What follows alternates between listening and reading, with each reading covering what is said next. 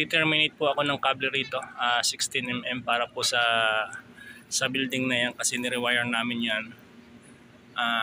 Ikukunin ko dito yung main cable niya. Dito sa bakanting breaker na to, 100 amperes po yan.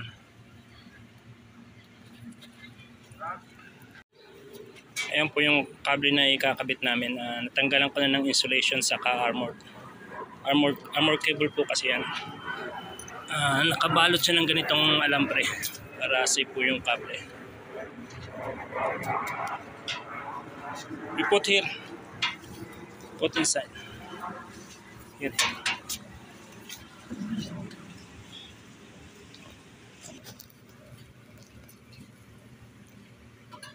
Ito po yung helper ko, katulong ko yan palagi pagka may ginagawa ako.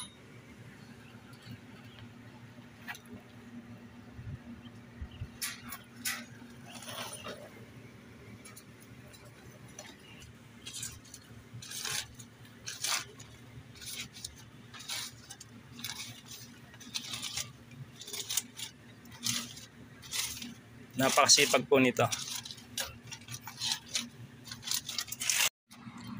Ayan po, sinukat ko na yung haba ng kable papunta sa breaker.